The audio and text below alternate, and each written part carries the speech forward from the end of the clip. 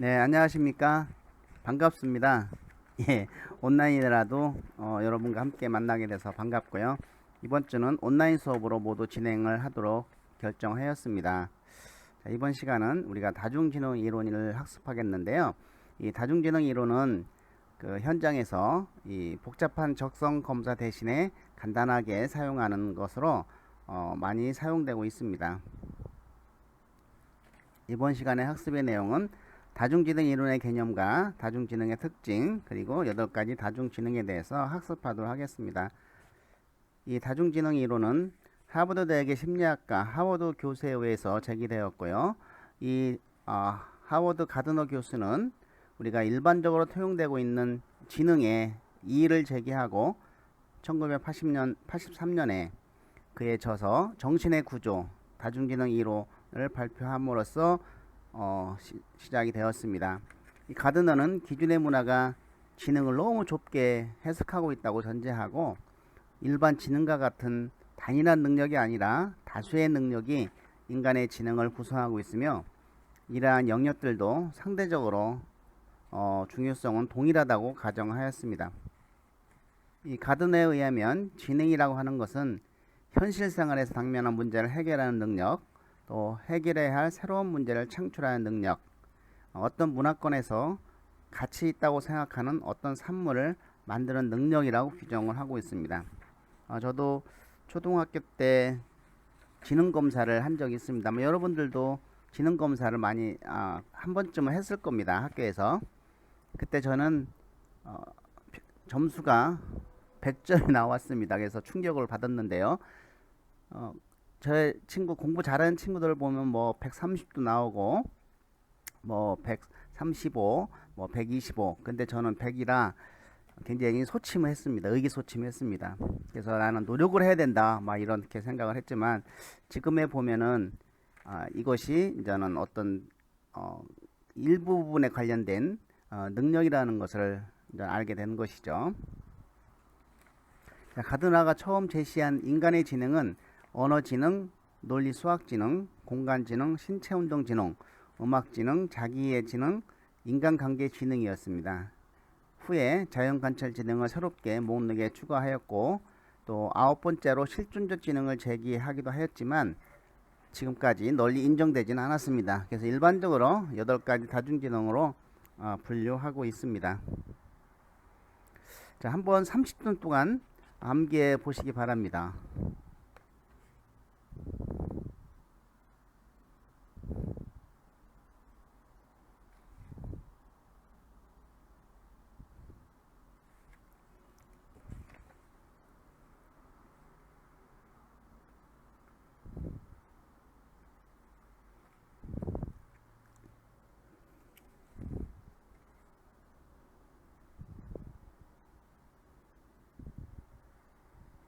예, 30초 했는데 한번 안 보고 한번 해보시겠습니까? 예, 한번 안 보고. 예, 자, 이런 거를 한번 우리가 어떤 능력인지를 한번 테스트하는 것도 한번 해봤고요. 한번 해봤습니다. 이렇게 숫자에 강한 사람도 있고 암기 능력이 강한 사람도 있습니다. 저는 IQ는 100 나왔지만은 그 암기 실력은 제일 높았어요. 빨랐어요. 그래서 뭐 시를 암기한다든지 책을 암기한다든지 특히 영어 교과서를 암기한다든지 남보다 굉장히 빨랐고 그래서 나는 암기 능력이 굉장히 뛰어나는구나. 그래서 이 암기에 대해서는 굉장히 자신이 있던 사람이었습니다. 그래서 사람마다 각자 자기가 가지고 있는 어떤 지능이 있다. 이것을 우리가 이제 적성이라고도 하고 재능이라고도 합니다. 자, 모든 사람들은 이런 8가지 지능을 다 가지고 있고 각기 별개이다 라는 것이 이제 다중지능의 특징인데요. 자, 어떤 사람이 어떤 지능 유형에 속하는 것이 아니라 모든 사람은 8가지 지능을 다 가지고 있다는 겁니다. 그래서 어떤 사람은 8가지 지능 모두가 매우 높은 수준에 있을 수 있고 또 어떤 사람들은 낮은 수준에 머물러 있을 수도 있습니다. 대다수의 사람들은 각 지능들을 적절한 수준까지 발달시킬 수가 있다라는 것이죠. 그래서 지능은 이런 선천적인 것이 아니라 적절한 자극이나 교육의 기회를 제공받는다면 누구나 8가지 지능 모두를 어느 정도 높은 수준까지 발달시킬 수 있다는 것입니다. 세 번째는 복잡한 방식으로 함께 작용한다는 것입니다. 8가지 지능이 독자적으로 존재하는 것이 아니라 서로 복잡한 방식으로 함께 작용을 한다는 것이죠. 예를 들면 요리를 만들기 위해서는 요리책을 읽어야 하고, 이거는 언어 지능에 포함되고, 또 재료의 양을 측정해야 하며 이건 논리 수학 지능이고, 모든 가족을 만족시키려면 인간관계 지능을 갖고 있어야 되고, 또 자신의 입맛에도 맞아야 된다고 하는 것은 자기의 지능이다. 저는 요리를 좋아하기도 하는데요. 어떤 재료의 양을 그냥 측정 딱딱딱 안 해도 감으로 양념이라든지 양을 이렇게 해도 딱 잘 맞는다라는 측면에서 보면은 어떤 그런 양을 측정하는 데 소질이 있는 것 같아요. 맛을 잘 봅니다. 네 번째는 각 범주 안에서도 다른 방법으로 발달한다는 것이죠. 어떤 지능 영역에 있어서 한 가지 표준화된 특성이 있는 것은 아니고, 언어 능력을 예를 들면 어떤 사람은 읽지는 못하지만 이야기를 잘하거나 다양한 어휘를 구사할 수 있는 경우도 있죠. 자, 그렇다고 하면은 이제 다중지능과 적성의 차이점을 한번 보면은, 이 적성이라 하는 것은 어떤 미래의 특정 분야에 잘 학습할 수 있는 능력을 의미하죠. 그래서 적절한 기회가 주어질 경우에는 특정 분야의 기능이나 지식을 습득할 수 있는 능력으로 이해될 수 있습니다. 그래서 직업이나 학업에 대한 미래의 성공 가능성을 얘기해 주는 것이죠. 미래에 대한 성공 가능성, 어떤 특정 분야의 성공 가능성을 얘기해 줄 수 있는 것이죠. 그러나 미래의 성공 정도를 예측하는 기능을 갖고 있는 이 적성의 개념은 그 개념이나 실제 문항 구성에서 능력, 지능, 학업 성취도 등과 유사하게 또는 혼동하여 사용되고 있습니다. 그 이유는 적성 검사의 결과가 형식적이든 비형식적이든 간에 현재까지의 개인의 학습 결과를 반영하는 데 원인이 있다고 할 수 있기 때문이죠. 자, 일반적으로 적성 검사의 하위 영역인 언어, 수, 공간은 지능 검사의 일부 하위 영역과 유사합니다. 그러나 대체로 지능은 모든 분야의 학습을 요구하는데 학습을 요구되는 일반적인 학습 능력을 의미하며, 적성은 그 특정 분야에 대한 학습 능력을 의미한다고 볼 수 있죠. 자, 다시 말하면 지능이라고 하는 것은 모든 분야의 그 학습을 하는데 요구되는 일반적인 학습 능력이지만, 적성은 어떤 특정 분야에 자기가 몇 가지, 한두 가지 이런 특정 분야에 대한 학습 능력을 의미한다고 볼 수가 있죠. 이러한 개념적 차이에도 불구하고 다중지능이 적성 검사의 어떤 이론적 배경으로 설정될 수 있는 이유는 다음과 같습니다. 1983년 다중지능 이론을 제기한 가드너는 이런 지능의 고전적 관점에 정면으로 도전을 했죠. 지능의 고전적 관념이란 스피어맨 이후의 심리 측정가들이 중심이 된 단일 지능 개념을 의미합니다. 자, 이들은 인간의 모든 지적 활동에 전반적으로 영향을 미치는 단일한 정신적 에너지, 즉 일반 지능이 있다고 보았던 것이죠. 이에 대해 가드너는 이 고전적인 관념에서 보는 지능은 수학자들에게 나타나는 이 논리적 추론에 불과하다, 이렇게 이야기를 하고 있습니다. 그 이외에도 인간에게는 다양한 지적 능력이 있다고 주장을 한 것이죠.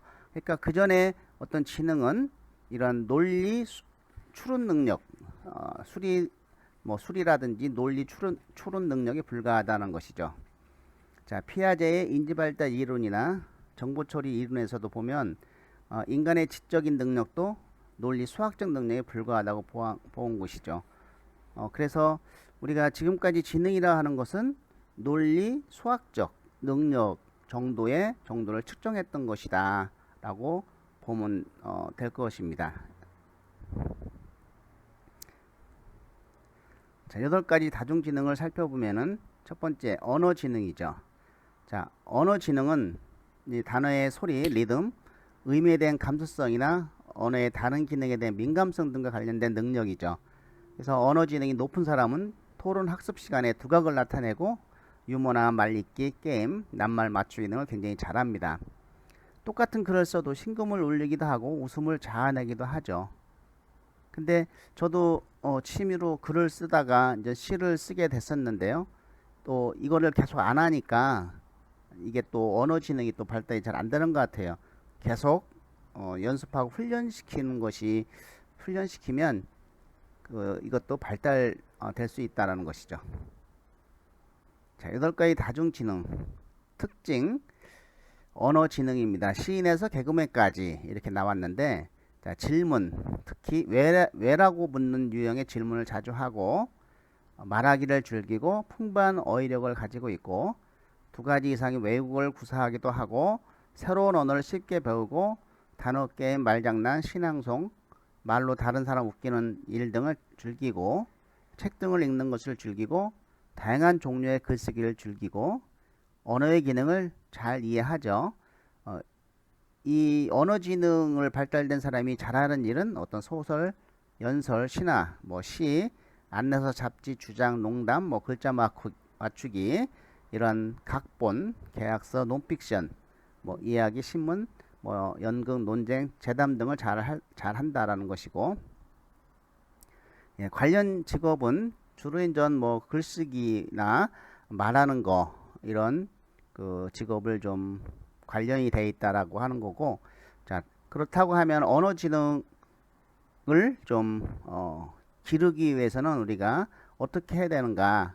그래서 이제 우리 아이들이 만약에 검사해서 언어증이 좀 낮게 나오면 이걸 좀 훈련시켜서 높일 수 있는 방법. 자, 배운 내용을 다시 나 자신의 말로 바꿔 자세하게 정리하기. 또 설명을 주의 깊게 듣거나 책을 주의 깊게 읽기. 공부할 내용의 목차와 점검표를 만들어 공부하기. 여러 번 반복하여 암기하거나 녹음해서 다시 듣기. 내용을 잘 기억하기 위해서 약어를 만들거나 핵심 단어 찾아내기. 내용 기억에 도움이 될 만한 재미있거나 무서운 이야기 찾기 또는 만들기. 어휘력 높이며 공부하기. 이게 다중지능 기르기고요. 자, 2번째는 이제 논리수학지능인데, 이 논리수학지능은 숫자를 효과적으로 사용하고 추론하는 능력을 말합니다. 자, 이 지능에서는 논리적 유형과 논리적 관계, 진술물과 명제, 함수와 기타 이와 관련된 추상적인 사고 능력을 포함되는 것이죠. 그래서 범주화라든지 일반화, 계산, 가설, 검증 등이 논리 수학 지능이 작용되는 예입니다. 이런 논리 수학 지능이 높은 사람은 논리적 과정에 대한 문제들을 보통 사람보다 훨씬 빠른 속도로 해결하는 능력을 가지고 있습니다. 제가 아는 한 교직원은 우리 학교 교직원들의 차량 번호를 거의 다 외운다고 합니다. 그래서 그걸 어떻게 다 외우냐 했더니 나름대로 방법이 있다고 하는 거예요. 저는 제 차 번호도 매일 혼동됩니다. 앞번호가 27 반가, 95 순가, 만가. 그런데 이런 걸 굉장히 잘 외운다. 또 추론을 잘 이끌어내며 문제 파악에 체계적으로 이런 과학적인 방법을 동원하는 것이죠. 숫자에 강하고 차량 번호나 전화번호 등도 남들에 비해 잘 기억하는 경우가 굉장히 많다는 것이죠.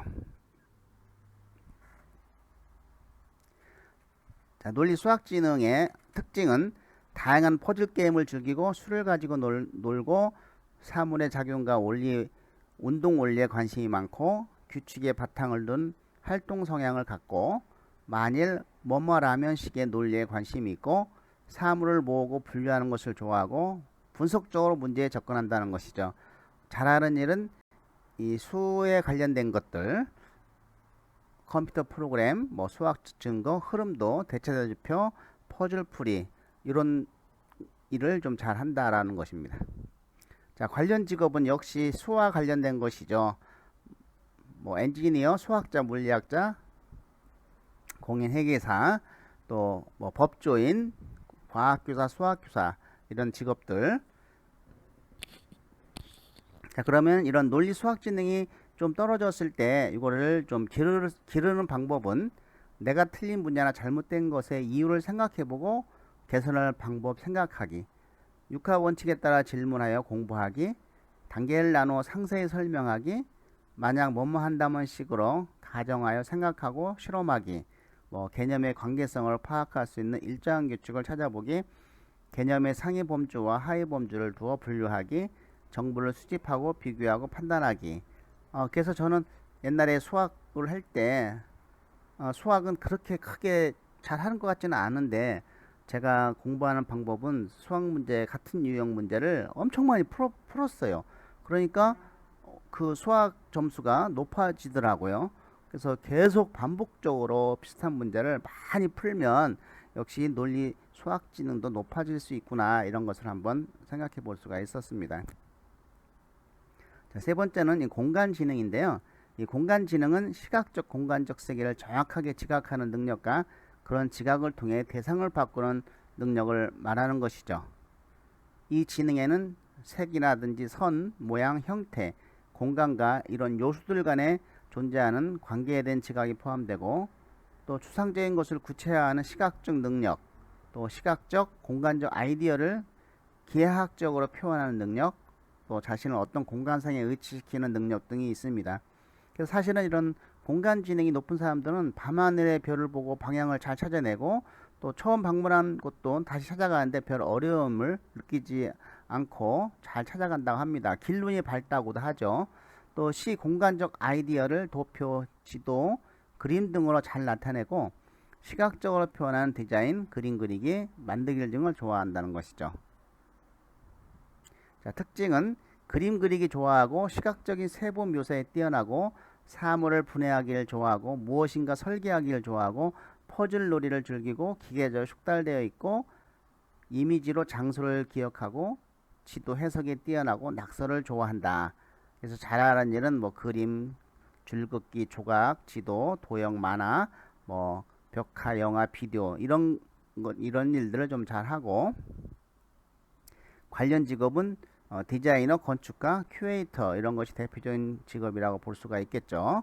자, 그러면 이런 공간지능을 우리가 기르기 위해서 어떻게 해야 되느냐? 뭐 배운 내용을 깔끔한 도구와 색깔로 노트에 정리해 보기, 마인드맵이나 표 등을 이용해 내용을 조직적으로 배열해 보기, 상상 속의 책꽂이에 새로운 지식들을 정리해서 꽂아 놓기, 문제의 시작부터 끝까지를 조각 내어 이해하기, 복잡한 자료나 내용을 이해하기에 만화를 그리거나 기호를 표시하기, 이렇게 해서 이제 키울 수가 있겠다.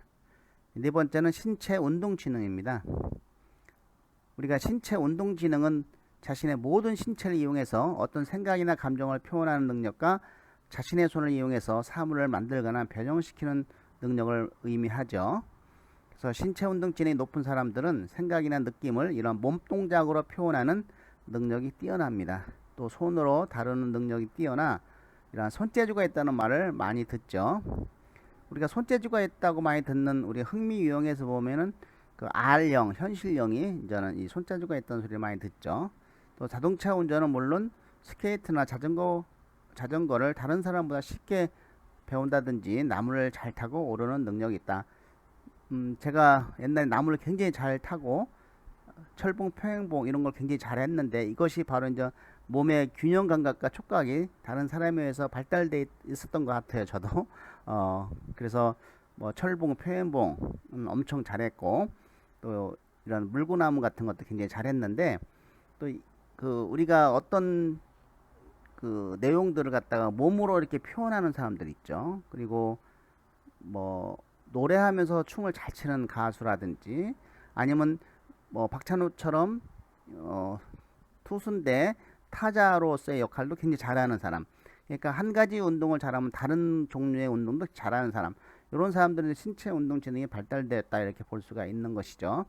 자, 특징은 신체적 좋은 균형 감각을 갖고 있고, 눈과 손과 눈의 협동 관계가 좋고, 리듬 감각이 있고, 또 어떤 문제를 직접 몸으로 접해보고 해결하려는 경향이 있고, 우아한 움직임을 연출할 줄 알고 제스처를 통해 전달하는 데 능숙하고, 상대방의 신체 언어를 잘 읽어내고, 공 바늘 따위의 도구와 물체를 다루고 조절하는데 쉽게 빨리 적용할 수 있고, 그래서 잘하는 일은 보통 이제 운동, 뭐 게임, 춤 이런 것들이죠. 손으로 주로 사용한다든지 몸으로 주로 하는 일들. 자, 관련 직업들은 뭐 대표 직업들이 이제 운동선수, 배우, 조각가 이런 사람들인데, 주로 손이나 육체를 활용해서 하는 직업들을 관련 직업으로 볼 수가 있겠습니다. 자, 그럼 이런 신체 운동 지능을 다루는 좀 키우고 싶다라고 하면 뭐 공부하는 중간중간 몸을 풀 수 있는 시간 갖기, 배운 내용을 신체를 이용해 설명하기, 이런 건 게임도 많이 하죠. 동물을 몸으로 표현해 보기 뭐 이런 거. 예, 다른 사람이 한 행동, 말 등을 정확하게 모방하여 연습하기, 배운 내용을 더 잘 이해하기 위해서 대본처럼 만들어 연기해 보기, 사물을 손으로 직접 만져보고 여러 가지를 상상하여 움직여 보기. 예, 음악지능인데 이 음악지능은 음악 표현 형식을 지각하고 변별하고 표현하는 능력을 말하죠. 그래서 음악지능이 뛰어난 사람은 음악의 형태를 잘 감지하고 이러한 음악적 유형을 잘 구별할 뿐만 아니라 다른 음악 형태로 변형시키기도 하죠. 또 청각이 매우 발달됐다고 합니다. 발소리만 들어도 누구가 온다는 걸 알아차릴 수 있는 그 정도 청각이 굉장히 발달되어 있다고 합니다. 자, 특징은 소리 패턴이 민감하고 자주 노래를 흥얼거리고 리듬에 따라 박자를 맞추거나 몸을 흔들고 소리를 쉽게 구별하고 음에 대한 감각이 좋고 리듬에 맞추어 움직이는데 능숙하고 박자 변화에 따라 운동 패턴을 조절하고 음주와 소리 패턴을 기억하고 음악적 경험을 추구하고 즐기죠. 뭐 잘하는 일은 노래, 음악에 대한 것들이겠죠.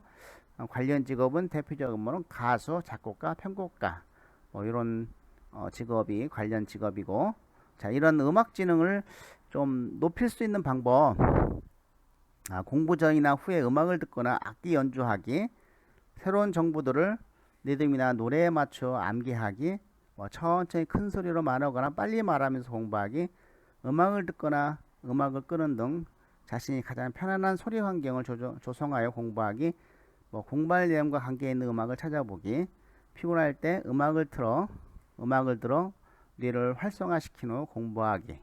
예, 이렇게 저는 이런 음악 지능이 높았으면 좋겠어요. 노래를 부르는 사람이 잘 부르는 사람이 굉장히 부럽거든요. 그래서 그것도 하나의 타고난 복인 것 같아요. 노래도 잘하는 것도. 예, 그래서 우리가 오늘 이 시간에 배운 걸 요약해 보면 지능이라고 하는 것은 현실 생활에서 당면한 문제를 해결하는 능력이고, 또 해결해야 할 새로운 문제를 창출하는 능력, 어떤 문화권에서 가치 있다고 생각하는 어떤 산물을 만들어내는 능력이라고 가드너는 규정하고 있습니다. 이러한 다중지능의 특징은 모든 사람들은 8가지 지능을 가지고 있고 각기 별개라고 하는 것이죠. 이러한 다중지능은 적절한 수준까지 발전시킬 수 있다. 그리고 이 복잡한 방식으로 함께 작용하고 각 범주 안에서 다른 방법으로 발달한다는 것이죠. 가드너가 처음 제시한 인간의 지능은 언어지능, 논리수학지능, 공간지능, 신체운동지능, 음악지능, 자기이해지능, 인간관계지능, 자연관찰지능 등 8가지가 대표적입니다. 자, 다음 시간에도 이어서 다중지능 8가지에 대해서 학습하도록 하겠습니다. 수고 많이 하셨습니다.